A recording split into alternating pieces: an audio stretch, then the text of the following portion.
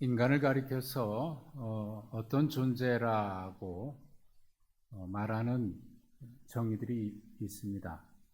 철학자들의 견해에 따라서 이런저런 표현들이 있습니다만은 그 중에 인간의 가치를 담아내고 있는 표현 중에 하나가 인간은 기억하는 존재다라는 말이라는 생각을 합니다.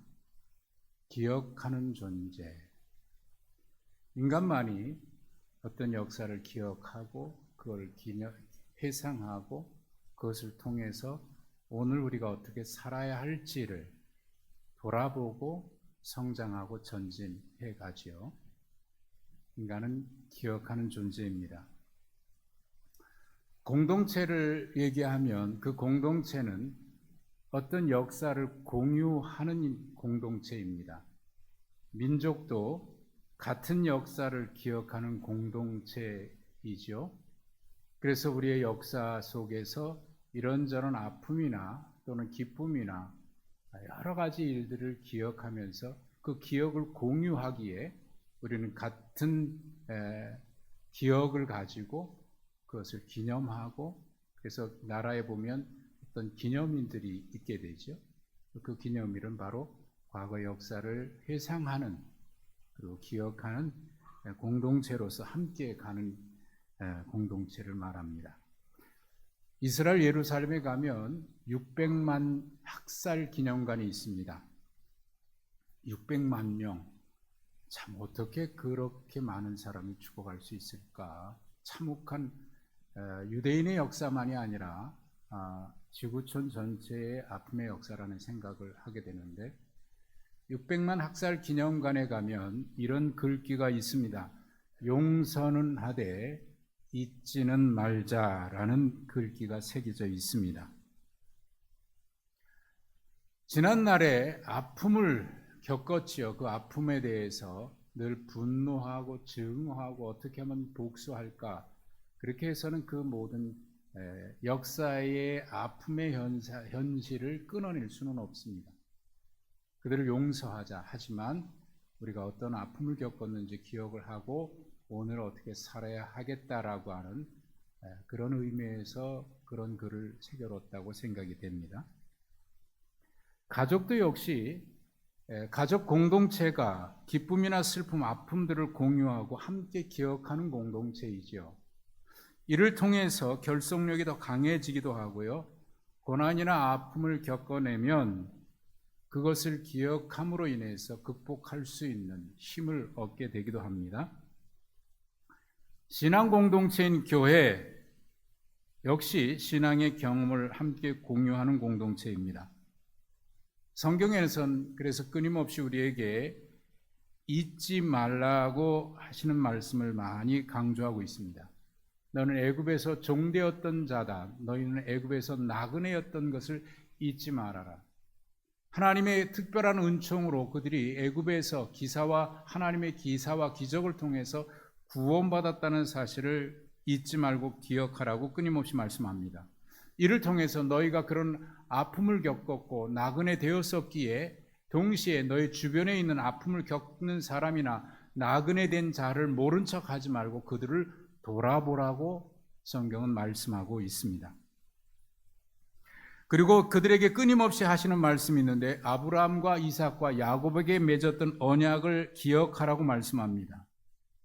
하나님 나라 공동체인 교회는 하나님이 우리가 살아가는 이 세상의 역사에 개입하셔서 우리에게 행하신 구원과 회복, 재창조의 일들을 기억하고 회상하는 공동체가 바로 신앙 공동체인 하나님 나라 공동체인 교회입니다. 따라서 교회는 교회력이라고 하는 것을 가지고 하나님이 이 세상, 우리가 살아가는 이 세상 속에 개입하셔서 우리가 겪고 있는 것을 함께 겪으시면서 우리의 모든 문제를 해결해 주시고 우리와 함께 하셨던 역사를 기억하는 것이 교회력입니다. 교회력은 하나님의 은혜의 역사를 기억하고 회상하는 것이죠.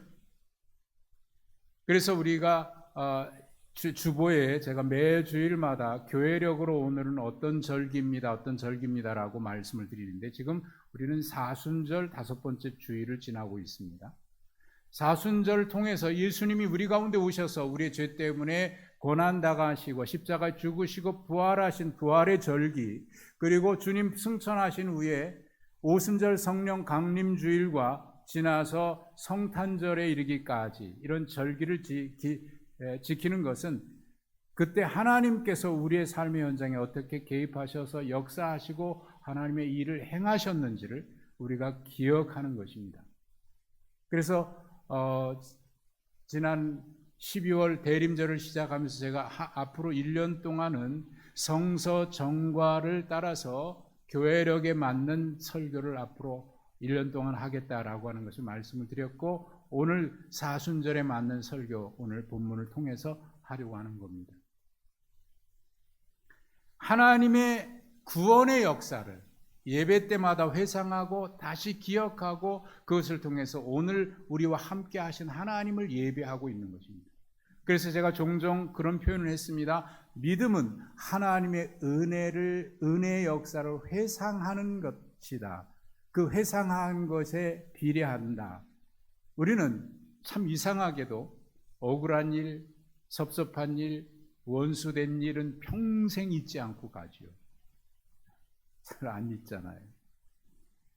우리 믿음은 그것을 평생 끌어안고 사는 삶이 아니라 하나님의 은혜의 역사를 회상하면서 살아가는 것이 믿음입니다. 그럴 때 어떤 어려움과 시련이 있어도 하나님의 은혜를 회상하니까, 그래 맞아, 그때도 하나님이 이렇게 행하셨지, 지금도 살아계신 하나님이 이때도 함께 하실 걸 믿고 그 문제를 헤쳐나가게 되죠. 그만큼 우리의 신앙에 있어서 기억이라고 하는 것은 매우 중요한 의미를 담고 있습니다. 그런데 오늘 말씀에 18절에 보면 하나님은 이사야 선지자를 통해서 이런 말씀을 주십니다. 너희는 이전 일을 기억하지 말아라. 옛적 일을 생각하지 말아라 라고 말씀합니다. 왜 이전 일을 기억하지 말라고, 옛적 일을 생각하지 말라고 그렇게 말씀하실까요? 성경은 끊임없이 우리에게 뭔가를 기억하라고 말씀하시는데 왜 오늘 본문에는 기억하지 말고 생각하지 말라고 말씀하셨을까요? 사람은 기억하는 존재이지만 아픔과 슬픔의 그런 아픔이나 슬픔은 본능적으로 잊어버리려고 애를 씁니다. 아픔을 생각하면 마치 상처에 소금을 뿌리듯 그때의 아픔이나 그때의 상처가 되살아나기 때문이죠. 그래서 그런 것은 애써 지워버리려고 합니다. 그게 본능이죠. 그런데 이사야 선지자가 기억하지 말라라고 말씀하고 있는 이전 일, 옛적 일은 그런 아픔의 역사, 슬픔의 기억이 아닙니다. 선지자가 말하고 있는 이전 일, 옛적 일은 16절과 17절에 기록이 되어 있습니다. 자세히 보십시오. 바다 가운데 길을, 큰 물 가운데 지름길을 내고 병거와 말과 군대의 용사를 이끌어내어 그들이 일시에 엎드러져 일어나지 못하고 소멸하기를 꺼져가는 등불 같게 하였느니라. 자, 여러분 이 말씀을 읽어보면 이게 언제적 일이라고 생각이 됩니까? 출애굽의 역사를 말씀하고 있는 겁니다. 하나님이 출애굽의 역사에 놀라운 구원 기적을 행하신 것을 얘기하는 겁니다. 애굽의 강력한 군대가 쫓아오고 있습니다. 앞에는 홍해가 가로막혀 있습니다. 말 그대로 사면초가입니다. 도간의 든지처럼 사방이 막혀 있어서 이리 갈 수도 없고 저리도 갈 수 없는, 그저 말 그대로 죽음에 그들은 빠져 있습니다. 그때 하나님께서 홍해에 길을 내셔서 이스라엘 백성들은 그 홍해를 마치 길을 가듯이 건너갈 수 있었지요. 그것을 보고 쫓아온 애굽의 그 당시 가장 강력한 군대지요. 세계 최강의 군대를 가지고 있는 바로의 군대가 애굽 이스라엘 백성들을 따라 홍해로 들어오게 되는데, 다시 하나님이 그 물을 합쳐서 그 군대가 그만 홍해에 수장되고 만 그런 역사입니다. 하나님이 이 구원의 역사를 이스라엘 백성들이 잊어서는 안 되기에 유월절이라고 하는 절기를 지정해 주시고 그것을 꼭 지키라고 말씀을 합니다. 그래서 유월절, 오순절, 장막절은 이스라엘이 잊을 수 없는, 잊어서는 안 되는 구원의 역사, 그들의 정체성과 같은 역사가 유월절, 오순절, 장막절의 절기입니다. 결코 잊을 수 없죠. 잊어서는 안 됩니다. 그런데 그렇게 중요한 역사를 이사야 선지자는 왜 기억하지 말라고, 생각하지도 말라고 말씀하시는 걸까요?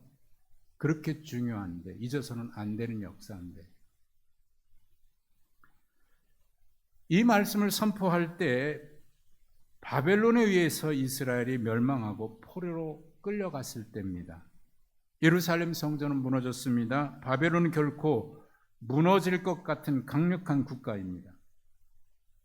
예레미야 선지자는 70년이 차면 돌아오리라고 하는 예언에 희망적인 예언도 있었지만 주변 국가들이나 그리고 그 당시의 정세를 봐서 그들이 처한 현실을 볼 때 그 예언은 결코 이루어지지 않을 것처럼 보입니다.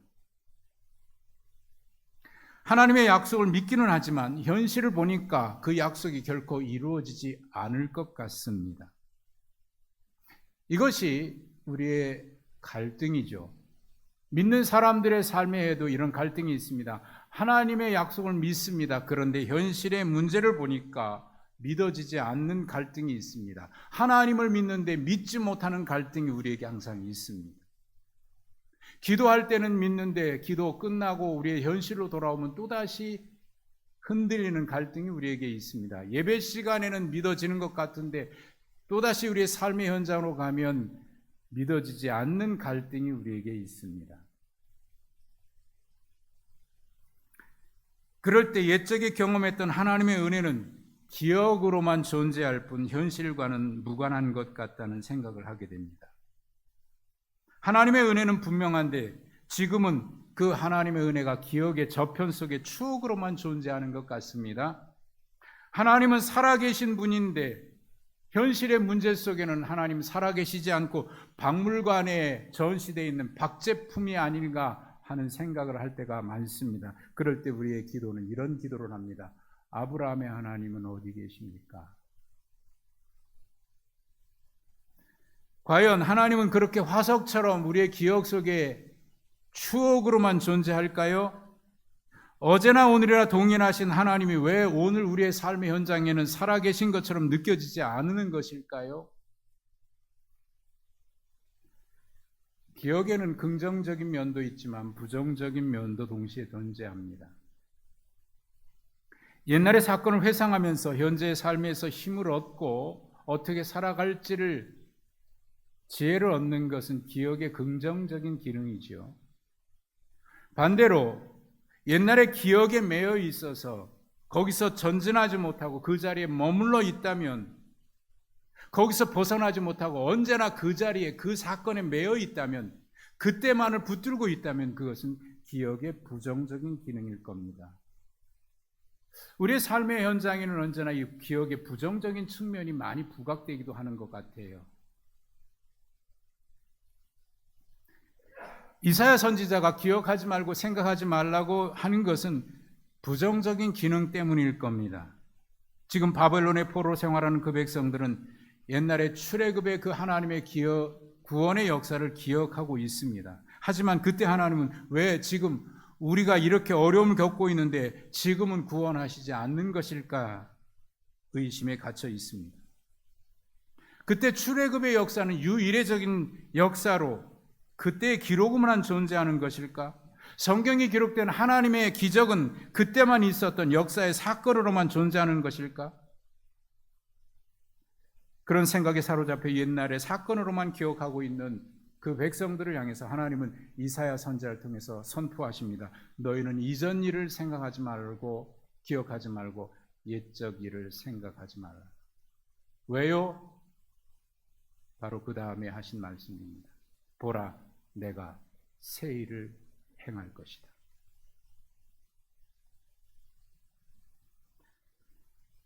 하나님이 이전보다 더 놀라운 일을 행하실 것이기 때문입니다.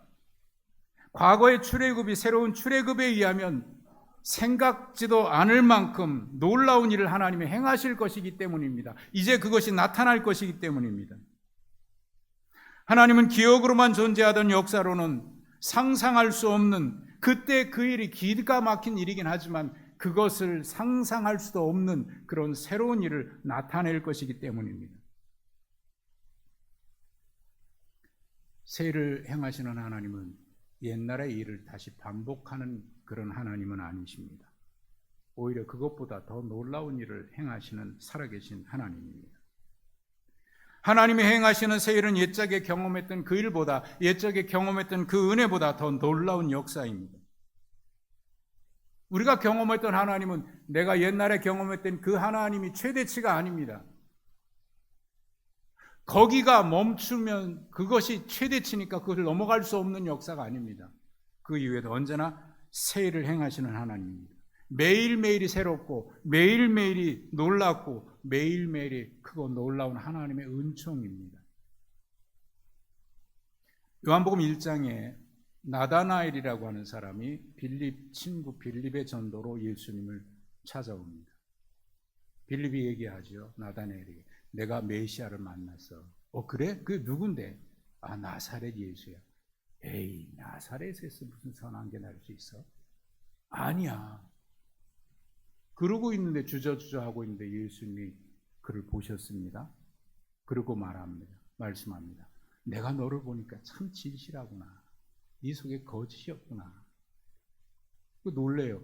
아니, 저를 아세요? 언제 저를 보셨어요? 이게 주님이시에요. 주님은 우리를 이미 다 알고 계시거든요. 우리 아픔과 슬픔과 고민을 다 알고 계시죠. 주님 언제 저를 보셨어요? 네가 무화과 나무 아래서 고민하고 기도할 때 내가 보았다. 메시아를 기다리며 기도하는 것을 내가 보았다. 당신은 메시아니. 그때 주님이 그 나다나엘에게 하신 말씀이 이겁니다. 내가 너를 무화과 나무 아래 앉아 있을 때 보았다고 해서 나를 믿느냐? 이보다 더 큰 일을 보리라. 이보다 더 큰 일을 보리라. 우리가 알고 있는 하나님은 내가 어떻게 알고 있든지 항상 그보다 크신 하나님이십니다. 지금까지 받은 은혜가 아무리 크고 놀라워도 하나님 안에는 그보다 더 큰 은혜가 있습니다. 내가 경험한 은혜가 제 아무리 놀라워도 하나님은 언제나 그보다 더 큰 일을 행하시는 하나님이십니다. 매일매일이 새롭고 매일매일이 놀라운 것이 하나님의 은혜이고 하나님 하시는 일입니다. 신앙은 옛날의 기억에 머물러 있으면 안 되고 그 기억에 한계에 갇혀 있어서도 안 됩니다. 여기 계신 분들 중에는 상당수가 하나님의 살아계심을 생생하게 경험하셨을 겁니다. 내가 옛날에 이런 은혜를 받았어, 이런 경험을 했어. 거짓이나 꾸며낸 얘기가 아니라 생생한 그분들의 경험이라는 것을 저희는 부인하지 않습니다. 그런데 분명한 간증들이 어떤 분들에게는 마치 영웅담의 이야기처럼 그 이야기로만 존재하는 것 같다는 생각이 들 때가 있고, 어떤 분은 자기의 경력인 것처럼 자랑하기 위해 이야기하는 것 같다는 생각이 들 때가 있습니다. 예전의 이야기가 아니라 매일매일 하나님과 동행하는 생생한 은혜 속에 살아야 하지. 그 이야기할 때 분명합니다. 경험했기 때문이고 저도 알고 있습니다. 하나님은 그런 은혜를 주시는 분이라고 저는 분명히 믿고 있습니다. 그런데 그런 이야기할 때 우리는 이 생각을 또 해야 합니다. 그런데 지금은 내가 어떤가?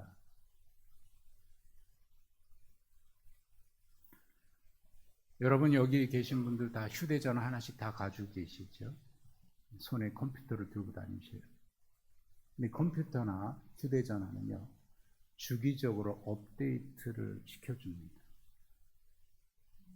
제조회사에서 새로운 바이러스가 발생하거나 새로운 기능이 생기면 그 휴대전화를 가지고 있는 고객에게 새로운 기능, 그리고 바이러스를 차단할 수 있는 그런 기능을 제공해줘요. 그게 업데이트라고 얘기합니다.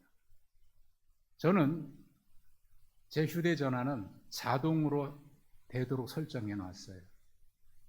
그래서 자고 일어나면 그 시간을 정해 놨어요. 야간에 하도록. 그럼 자고 일어나면 새로운 기능이 업데이트되어 있어요. 아마 어느 회사의 휴대전화를 가지고 계신 분은 매일 새로운 기능이 업데이트 된다고 이미 오래전부터 광고가 떴었어요. 그거 뭐 피싱 아니야? 그러면 안 해도 돼요. 근데 새로운 기능과 새로운 바이러스 차단할 수 있는 그런 기능을 쓰지 못하는 거예요. 매일 새롭게 갱신해주고 또 갱신. 신앙도 그렇습니다. 매일매일 새로워져야 합니다. 예배를 통해서 우리의 신앙이 업데이트 돼야 되고, 말씀을 통해서 업데이트 돼야 되고, 주님과 함께 살아가면서 우리의 신앙은 옛날의 경험이, 옛날의 은혜에 머물지 아니하고 오늘 새롭게 주시는 하나님의 은혜를 새롭게 업데이트해야 합니다. 신앙도 업데이트해야 합니다. 여러분, 하나님 살아계신다고 믿죠? 살아계신다는 말이 무슨 얘기입니까? 예전에 했던 그 하나님이 그거로만 존재한다면 살아계신 게 아니죠. 그건 박물관에 계시는 기억이죠. 살아계신다는 얘기는 지금도 새롭게 은혜를 주시는 하나님이고, 지금도 새롭게 역사하시는 하나님이고, 지금도 새롭게 창조하시는 하나님이라는 얘기입니다. 매일 그분과 동행하면서 그분과 함께 경험하고 그분이 주시는 은혜를 경험하면서 우리의 신앙이 예배를 통해서, 말씀을 통해서, 여러 가지를 통해서 우리의 신앙도 매일같이 업데이트 돼야 합니다.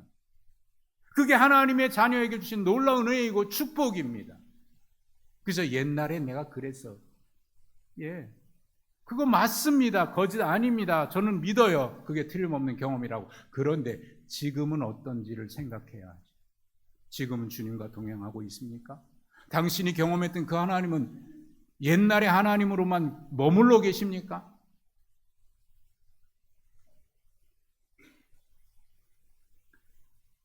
오늘도 우리가 믿는 하나님은 살아계셔서 우리와 동행하시고 우리의 삶의 현장에 개입하셔서 우리의 아픔 속에, 우리의 여러 가지 문제 속에 함께 하셔서 새롭게 새 일을 행하시는 하나님인 것을 저는 믿습니다. 출애굽의 역사를 통해 홍해를 가르고 광야에서 샘물을 내신 하나님이 왜 지금은 못하실까요? 아니, 못하시는 게 아니라 우리의 삶이 너무 힘들고 어려우니까 그런 것을 보고, 아니 우리의 생각의 고정관념에, 우리의 지식의 한계 때문에 그거는 불가능한 일이야 라고 우리가 생각하고 있기 때문에 그렇습니다. 우리의 생각에 불가능하다고 하나님이 불가능하시고 우리의 생각으로 가능하다고 하나님도 가능하시다면 하나님이 있을 수 있을까요? 바울 사도는 그렇게 얘기했습니다. 하나님의 어리석음이 인간의 지혜보다 뛰어나다고요. 그런데 하나님의 어리석지는 않지요. 그런데 그 말 속에는 우리가 아무리 뛰어나도 하나님의 가장 어리석음도 인간의 가장 지혜로움보다 훨씬 뛰어넘는다, 그 얘기 아닙니까? 그런데 우리가 불가능하다고 생각하면 하나님도 못하실 것 같처럼 생각하고, 우리가 가능하다고 인정해야 하나님이 하신다고 인정합니다. 그런 사람들에게 이사야 선지자가 외칩니다.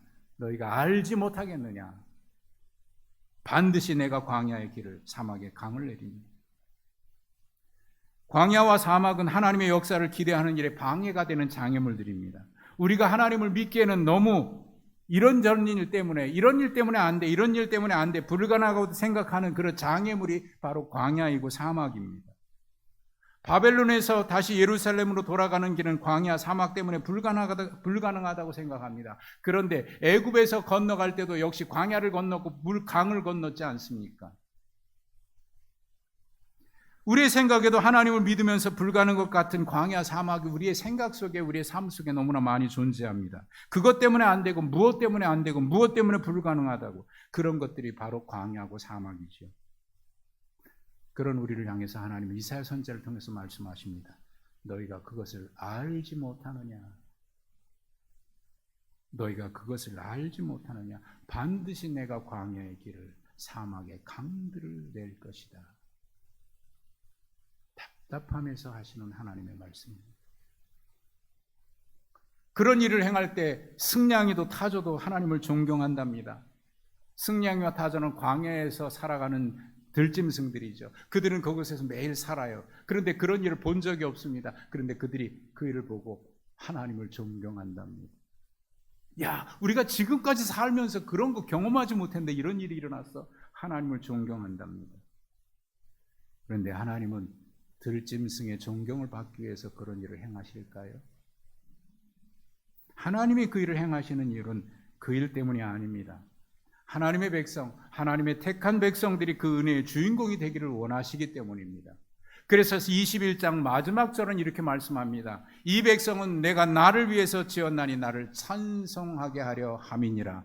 바로 이것이 하나님이 그런 일을 새 일을 행하시는 이유지, 들짐승이 하나님을 존경하고 그런 이유가 아니죠. 하나님의 택한 백성들의 찬송을 받으시기 위해서. 유대인들은 유월절이 되면 아니마민이라고 하는 노래를 부른다고 합니다. 아니마민이라고 하는 말의 뜻은 나는 믿습니다라는 뜻입니다. 그래서 이 노래의 가사는 이렇게 시작이 됩니다. 우리는 믿는다. 구세주가 우리를 돕기 위해서 오신다는 사실을, 이렇게 시작이 되는 가사입니다. 근데 이 노래가 언제 만들어졌냐면 유대인이 아우슈비츠 수용소에 있을 때 거기서 작사 작곡을 했다고 합니다. 죽음의 수용소에 갇혀서 매일 죽음을 기다리는 그들은 이 노래를 부른 겁니다. 우리는 믿는다. 구세주가 우리를 위해서 오신다는 사실을. 그런데 그들은 그 구원을 경험하지 못했습니다. 유대인들은 하나 둘씩 매일 죽음의 수용소로 끌려가는 걸 보면서 거기다가 누군가가 이렇게 구절을 덧붙였습니다. 우리는 믿는다. 구세주가 우리를 돕기 위해 오신다는 사실을. 그런데 때때로 구세주는 너무 늦게 오신다. 절망합니다. 그런데 그곳에 같이 갇혀 있었던 외과 의사 출신의 한 젊은이는 다른 사람들이 포기하고 절망하고 있을 때, 다른 사람이 잠자고 있을 때 유리 조각을 가지고 매일 면도를 했답니다. 나치가 사람들을 끌고 갈 때 생생하고 깔끔한 글은 결코 끌어가지 않았다고 합니다. 전쟁이 끝났고 수용소에서 살아온 사람들은 극히 적었습니다. 그 중에 바로 이 사람입니다. 우리가 잘 아는 빅터 프랭클입니다. 그는 아니마민이라고 노래를 이렇게 고쳐 불렀습니다. 나는 믿는다. 나의 구세주가 우리를 돕기 위해 반드시 오신다는 사실을. 그런데 사람들은 너무 서두른다. 그래서 믿음을 포기하는 자가 많다. 나중에 그의 공개된 일기에 이런 고백이 담겨 있었다고 합니다. 고통 속에서 죽음을 택하는 것은 가장 쉽고 나태한 방법이다. 죽음은 그렇게 서두를 것이 못 된다. 죽음 앞에서 살아보려는 부활의 의지, 이것이 새로운 창조이다. 우리는 전능하신 창조주 하나님을 믿습니다. 독생자를 통해서 우리를 죄악 가운데서 구원하시고 부활하신 예수 그리스도를 믿습니다. 지난날 우리를 구원하신 놀라운 하나님의 은혜를 찬양하고 또한 감사를 드립니다. 또한 지난 어둠의 역사에서 이 나라와 민족, 이 민족을 지켜주신 하나님의 은혜를 우리는 또한 기억하고 있습니다. 우리의 역사 속에는 하나님이 함께 하신 기억에 공유하는 기억이 분명히 있습니다. 하나님은 언제나 소망을 잃은 암울한 어둠의 역사에서도 새 일을 행하셨습니다. 우리는 하나님의 전능하심과 새 일을 행하시는 살아계신 하나님을 믿습니다. 지금의 혼란기에도 우리는 여전히 새 일을 행하시는 하나님을 신뢰합니다. 하나님의 백성을 왜 불의한 바벨론을 통해서 심판하셔야 했는지 그것을 이해할 수 없어서 하나님 앞에 이의를 제기한 선지자가 있었습니다. 하박국입니다. 하나님 어떻게 불의한 바벨론에 의해서 이 나라를 심판할 수가 있습니까? 이의를 제기하는 하박국에게 하나님께서 이렇게 대답을 하셨습니다. 그들은 악하다. 그들은 악할지라도 그러나 나의 의는 믿음으로 살아야 하느니라. 그들은 악하고 불의한 거 맞다. 그러나 너희도 불의해서는 안 된다. 그들은 악할지라도 너희는, 나의 의는 믿음으로 말미암아 살아야 하느니라. 그러므로 우리가 지금 외쳐야 하는 것은 정치적인 구호가 아닙니다. 세상의 구호가 아닙니다. 우리는 이렇게 고백해야 합니다. 우리는 살아계신 하나님을 믿습니다. 우리의 소망은 살아계신 하나님께 있습니다. 십자가 구원에 있습니다. 이것이 우리가 들어야 할 대표 말이고 우리가 외쳐야 될 고백입니다. 그리고 잠잠히 여호와 하나님을 바라보며 그분을 신뢰하며 살아가야 합니다.